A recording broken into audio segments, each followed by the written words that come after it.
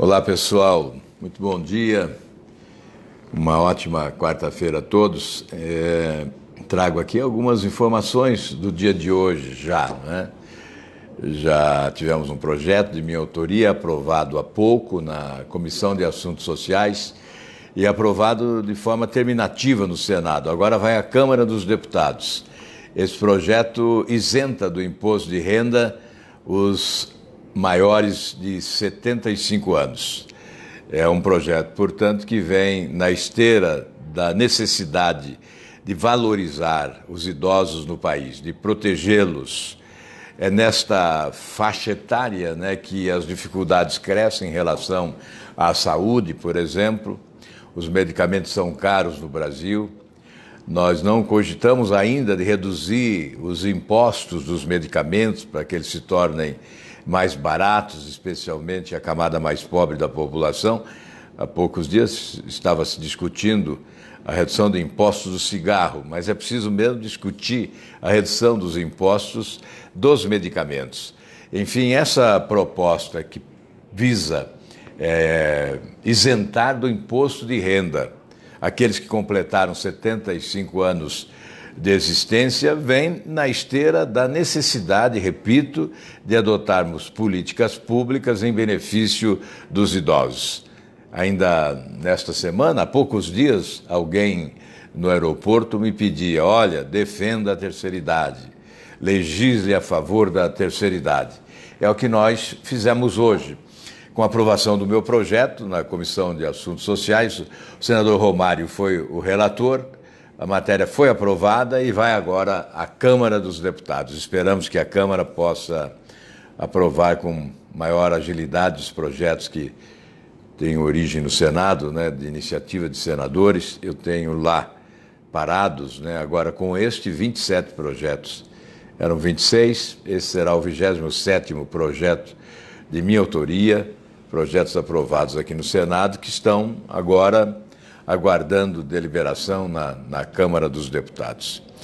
Uma outra notícia do dia, coloquei na página do meu Facebook logo de manhã, o adiamento do julgamento que teríamos no dia 10 de abril, relativamente à segunda instância, a prisão em segunda instância, que as pessoas colocavam já como a possibilidade de livrar da prisão o presidente Lula, livrar provisoriamente da prisão o presidente Lula, o ex-presidente Lula. Então, o Supremo anuncia o adiamento. Certamente reconheceu que a pressão é grande, teve a percepção da pressão popular sobre o Supremo e o risco que correria essa instituição se, eventualmente, a decisão viesse a contrariar as aspirações, o desejo, né, do nosso povo. Todos nós sabemos que há quase que unanimidade na sociedade brasileira que a prisão deve ocorrer realmente já na segunda instância. Aliás, um número é fundamental repetir aqui. Dos 193 países vinculados à ONU, apenas o Brasil não tem a prisão em segunda instância. Nós somos um país, portanto, em atraso. Nós não evoluímos no campo da justiça, né, na direção de uma nova justiça que todos nós desejamos. Então, é fundamental que prevaleça esse desejo da população brasileira de que a prisão ocorra realmente em segunda instância. Nós temos aqui alguns projetos tramitando, além do pacote que vem do ministro Moro, que também estabelece, legitima a prisão em segunda instância, para evitar eventuais decisões do Supremo Tribunal Federal que possam alterar a jurisprudência que já consagrou há algum tempo e que teve amplo apoio popular, apoio majoritário da nação. Então, nós temos aqui projetos. Eu tenho um projeto, o senador Elvício tem outro, me parece que outros senadores também apresentaram. Se não me falha a memória, o senador Lazier também apresentou um projeto dessa natureza. Esses projetos estão já com o relator, serão apensados uns aos outros, né? Aliás, outros a um, né? Na verdade, o pensamento se dá em torno do projeto que foi apresentado em primeiro lugar. Eu tenho a impressão que foi o meu projeto o primeiro a ser apresentado, então os demais devem ser apensados ao meu projeto. Foi uma decisão de ontem, inclusive no Colégio de Líderes, que projetos semelhantes devem ser apensados a favor obviamente, da organização e da agilidade da tramitação dos projetos aqui no Senado Federal. Enfim, é urgente a deliberação sobre essa matéria. Acho que devemos dar prioridade a ela, até para que possamos chegar antes que o Supremo Tribunal Federal em nova decisão a respeito desse tema. A outra questão que está sendo discutida neste momento, aqui na Comissão de Constituição e Justiça e Cidadania, e que ontem foi tema do Colégio de Líderes, onde se estabeleceu um acordo com o presidente da Câmara para alterações àquela proposta de emenda à Constituição, a chamada PEC do orçamento impositivo, para as emendas de bancadas. Houve uma discussão em relação ao valor que teria do orçamento da União se liberar para atender as tais emendas de bancadas. A imprensa chegou a falar em 70 bilhões, mas aí o número exato aqui é de 4 bilhões e 600, podendo chegar a um pouco mais de 8 bilhões e 500 milhões de reais. Bem, há duas questões importantes a considerar a respeito. Primeiramente, o orçamento não pode ser a peça de ficção que é hoje. O orçamento é elaborado e os governos, ultimamente, demonstraram incapacidade na elaboração do orçamento. O orçamento elaborado pelo Poder Executivo foi, muitas vezes, quase sempre, significativamente alterado aqui no Parlamento. O governo não procurava, em nenhum momento, negociar com o Parlamento a elaboração do orçamento adequado para que pudesse alcançar uma execução orçamentária compatível, não é? Porque o que há sempre é o provisionamento, é o contingenciamento de recursos. Ainda agora eu fico rindo até quando eu vejo nas redes sociais alguém colocando assim como uma grande conquista o contingenciamento de 30 milhões de reais. Não há nenhuma conquista disso, não há motivo para aplausos, isso revela a desorganização. Orçamento elaborado, orçamento não respeitado. A execução orçamentária tem sido pífia, inclusive em setores essenciais, como saúde, segurança pública, por exemplo, educação. Aliás, há uma inversão de prioridades na peça orçamentária. É bom dizer sempre que a elaboração do orçamento deveria ser o momento mais importante do Executivo e também do Legislativo. E aqui a elaboração do orçamento é desprezada, né? Ela fica para o final do ano, ao apagar das luzes, reúne-se 5 ou 6 parlamentares e votam o orçamento, voto de liderança, não é? Mesmo sem a presença da maioria dos parlamentares. Isso tem ocorrido aqui. Então, um desprezo à peça orçamentária que é muito importante. Mas agora o que nós estamos discutindo é se deve ser impositivo o orçamento ou não. Ocorre que alguém aqui diz, olha, isso aí é a reforma do sistema federativo. A reforma do sistema federativo? Não. Isso demonstra a necessidade da reforma do sistema federativo.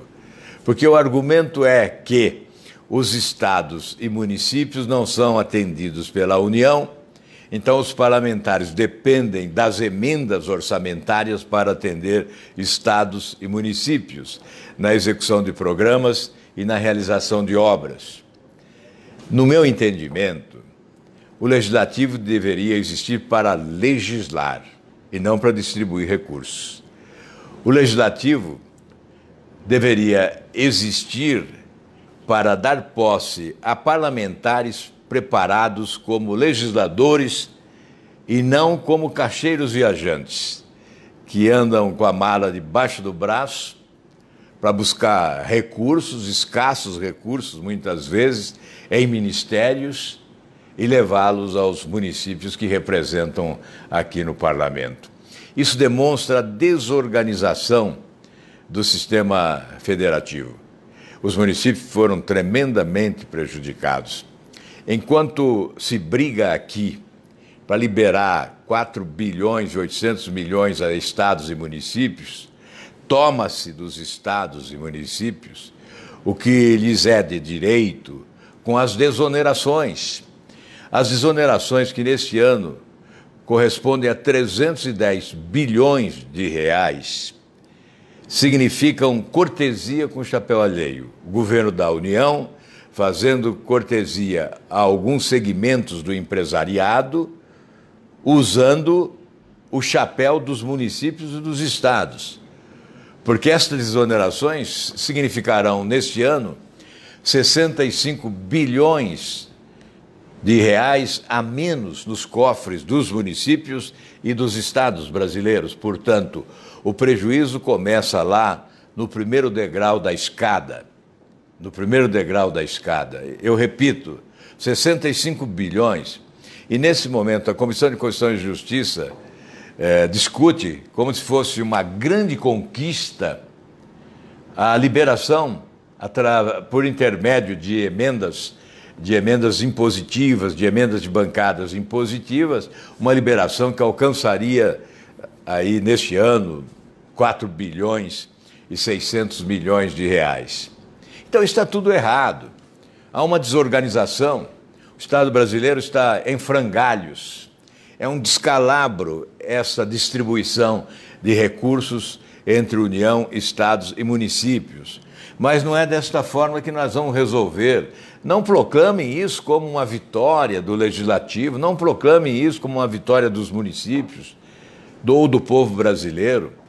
Não proclamem isso como um aperfeiçoamento na execução orçamentária. Ao contrário. E eu vou dizer porque não concordo com isso. Esses recursos não são distribuídos em função de prioridades elaboradas tecnicamente. Esses recursos são distribuídos em função do interesse eleitoral, quase sempre. Eu não posso generalizar, mas muitas vezes esses recursos são distribuídos em função do interesse eleitoral. O deputado repassa o recurso para o prefeito que o apoia nas eleições e não quer saber onde será aplicado este recurso, se o projeto é prioridade ou não é prioridade.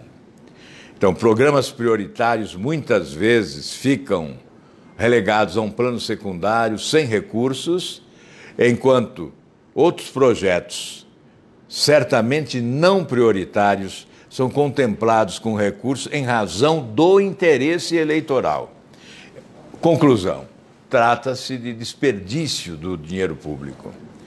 Por esta razão, hoje nós reuniremos aqui a nossa bancada do Podemos, às 3h30, antes da votação do plenário, porque estão com tanta pressa que nós queríamos, por sugestão do senador Euvisto, 20 dias de prazo para uma avaliação técnica das consequências desta decisão, mas a pressa prevaleceu. Então, requerimento de urgência, delibera-se agora de manhã na Comissão de Constituição e Justiça e à tarde já se vota no plenário do Senado Federal, com algumas emendas que levarão de volta à Câmara dos Deputados a proposta. Mas é sempre bom dizer, como a proposta teve origem na Câmara, o Senado é a Casa Revisora, as alterações aqui propostas podem ser consideradas ou não na Câmara. A Câmara pode novamente alterar o projeto e, com isso, prevalecerá a decisão final da Câmara dos Deputados, porque aí ele não volta mais, ele vai para a promulgação. Promulgação por tratar-se de emenda à Constituição. Então não haverá a sanção do presidente da República, e sim a promulgação pelo próprio Congresso Nacional. Então esta é a questão. Eu não comemoro esse feito.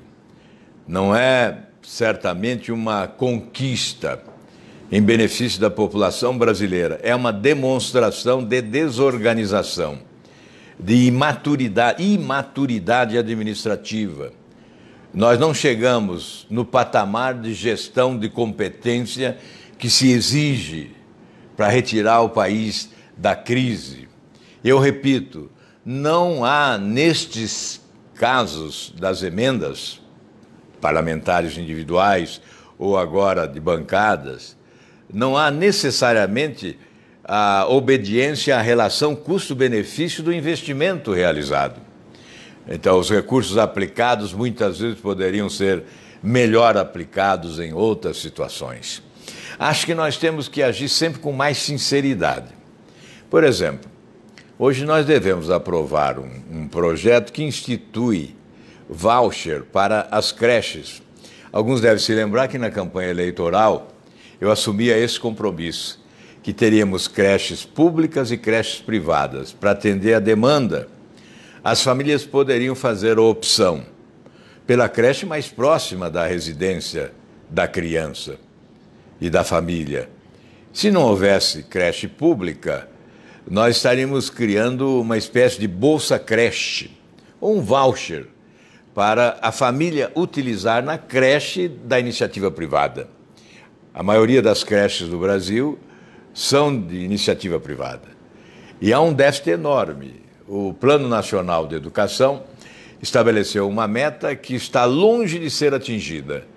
E nós levaremos aí, nesse ritmo atual, cerca de 20 anos para alcançar a meta proposta pelo Plano Nacional de Educação, que eu fui relator aqui no Senado Federal. E nós sabemos ainda, agora recebo um convite para uma semana na Universidade de Harvard, em Boston, nos Estados Unidos, exatamente para uma série de conferências a respeito da primeira infância. Esse convite foi formulado nestes dias e ainda não decidimos sobre nossa ida a Boston, seria do dia 4 a 9 de agosto.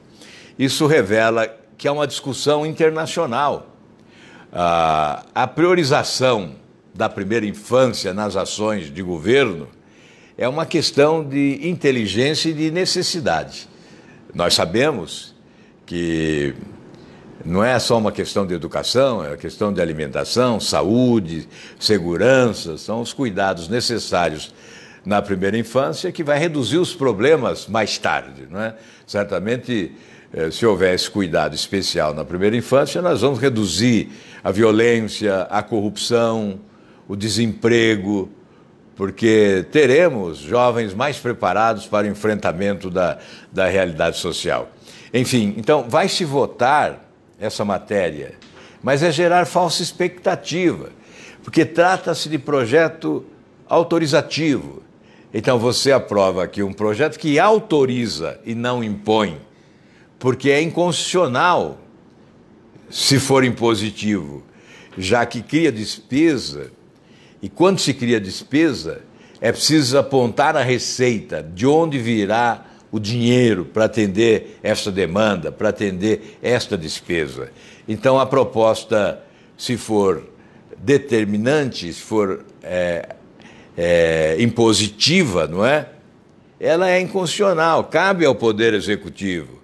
Por isso que durante a campanha eu assumia esse compromisso, não é? Que se fosse chefe do Poder Executivo, adotaria esse programa de atenção à primeira infância, né? Além da construção de creches públicas, por intermédio das prefeituras municipais, com apoio do governo da União, nós teríamos também isso que chamamos de Bolsa Creche, que atenderia as famílias mais pobres, né, da periferia, com creches privadas para a educação dos seus filhos. Então, nós estamos aprovando aqui um projeto que vai gerar uma falsa expectativa, porque de outro lado, é preciso considerar que os municípios realmente não possuem os recursos necessários. Por isso, eu tenho um projeto que tramita aqui também, que impõe o seguinte: nós não podemos legislar em matéria que imponha despesa aos municípios sem apontar receita correspondente à despesa.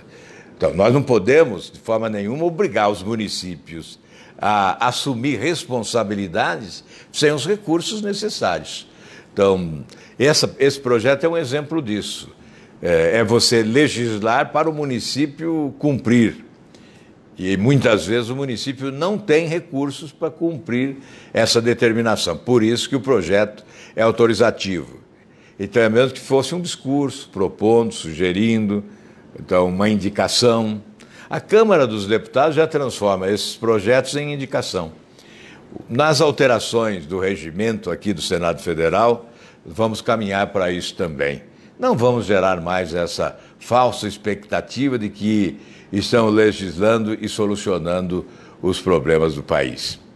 Enfim, tratamos um pouco desta proposta de emenda à Constituição que torna as emendas de bancadas impositivas, que é uma proposta antiga, que estava naquele pacote antigo que chamavam de pauta bomba, ainda na época de Dilma Rousseff na presidência da República, e que ressurgiu agora. Retiraram da gaveta agora, aprovaram na Câmara e o Senado vai aprovar também no dia de hoje, eu não tenho dúvida disso, né? Mesmo que eu me coloque contrariamente, que alguns outros senadores possam se posicionar contrariamente, sonhando, enfim, com um momento diferente na administração pública brasileira, mesmo que nos posicionemos contra para marcar posição, esse projeto será indiscutivelmente aprovado e voltará à Câmara dos Deputados na forma do acordo celebrado ontem.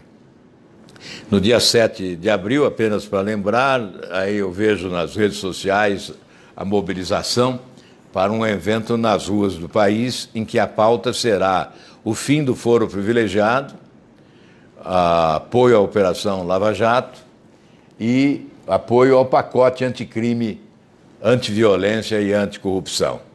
Todos, portanto, nas ruas do país, exercendo a democracia, exercitando a democracia na sua plenitude, exercitando a cidadania, né? E com lucidez política, pressionando para que as coisas se arrumem no Brasil. Todos nós devemos desejar que os governos funcionem, os governos do município, os governos dos estados e o governo da União funcionem adequadamente e que nós possamos caminhar para reformas importantes que possam assegurar desenvolvimento com justiça social. Muito obrigado a todos, um grande abraço, vamos continuar aqui o trabalho no dia de hoje. Teremos uma reunião aqui da bancada do Podemos, às 3h30, no nosso gabinete, para tratar de vários assuntos, mas especialmente esse assunto dessa proposta de emendas impositivas, emendas de bancadas impositivas. Vamos fixar a posição do nosso partido no plenário da Câmara dos Deputados, na sessão deliberativa, depois das 16 horas. Muito obrigado a todos e um ótimo dia.